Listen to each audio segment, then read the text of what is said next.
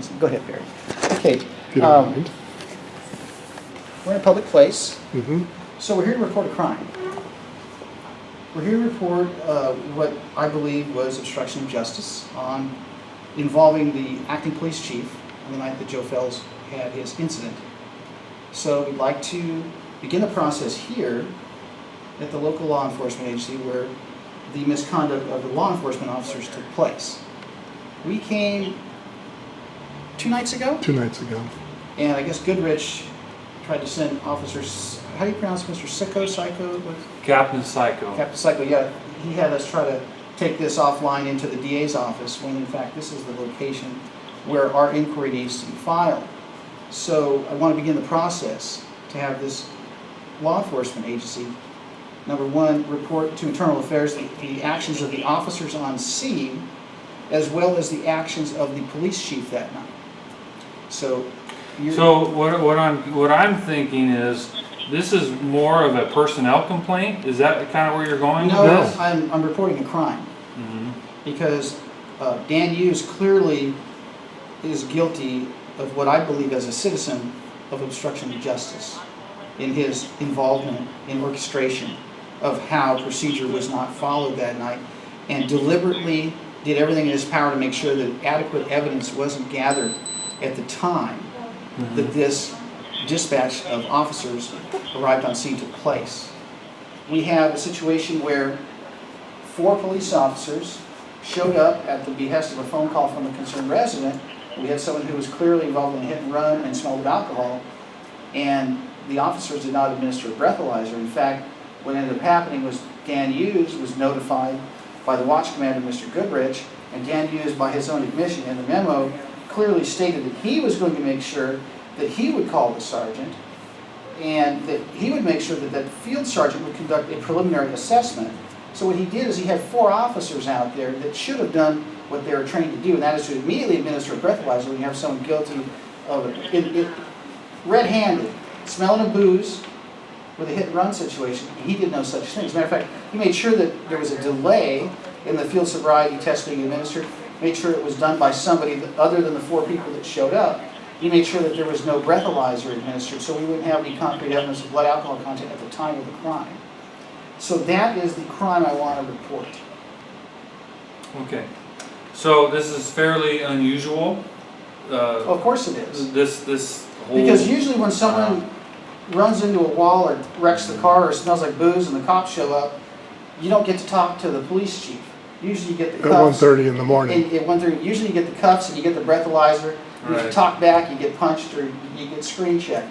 But in this case, Mr. Fells was driven home and he was not arrested and he was left in possession of his driver's license, free to go drink and drive again. So that is a serious concern, but more of a concern is the level of circumvention of the process that was that Dan Hughes' involvement resulted in. So that is what I'm here to report. I'm here to report a crime that took place on the night of November 6th involving case number 1674804. November 9th. On November 9th.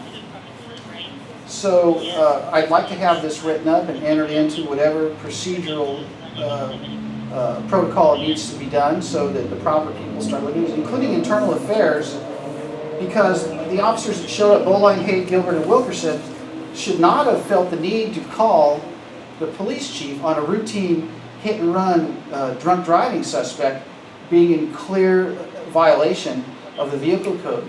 They should have administered the field sobriety test with a breathalyzer at the time, and they should have done it in the presence of another officer immediately, not delay and wait till Santa Claus showed up. So that's kind of what happened here. So I believe these people have some culpability in this too, and I would like to see them investigated and possibly disciplined, if not terminated. Because if this is the kind of treatment that we give people that are on the inside, what kind of treatment do we give to people on the outside? Well, let me address one thing. The internal investigation into that incident is ongoing. Of course. As you may or may not be aware. I am aware it was, Okay. one request was launched by Mr. Kiger. Right. But I'm here to shed a little more information on this based on what my But that investigation is would have been started and ongoing regardless of personnel complaint from Kaiser, Kiger, which, and I know very little about any of these incidents. You seem to have some documentation with you.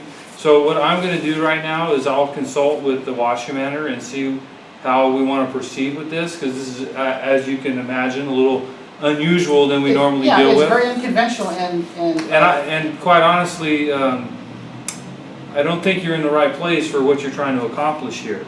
But let me see, because it appears that you've already been here once. Yes, I'll explain what happened. We came to file, we came to report a crime. Right. And we sat here for probably 30 minutes or so, maybe 40 minutes, and Goodrich was the watch commander. Right. And Mr. Sicko came from the side door in what appered to be plain clothes, admitting that he wasn't on duty, and he was very nice to me. Came from the gym and said, you know, this is what you should do. You should contact, why don't you send me all your information, and I'll send that to the Special Prosecution Unit of the District Attorney's Office. And I said, well, are you on duty, and are you the watch commander? And he said, no. But he was trying to be cordial and direct me in a direction that I believe is not the proper direction, so that's why I returned here tonight. Well, in the fact that you've mentioned all these people, Psycho is the captain, he's in charge of patrol, he's what you would call the division commander. And so, since you mentioned all these folks, it'd be prudent to me to find out, obviously since you came in a couple days ago, to find out how they want to proceed with what you're trying to do here. With all due respect, officer, how you proceed is one thing, but you should be taking our report. That should be a given. Well, we'll see what the captain has to say, because obviously you brought this up a couple days ago. So obviously there are probably some internal conversations that may have happened about what you're trying to do, and I want to get the answer of what we're going to do. So if you give me a few minutes, Sure, absolutely. We'll come back and do that. Yeah, thank you very much. All right.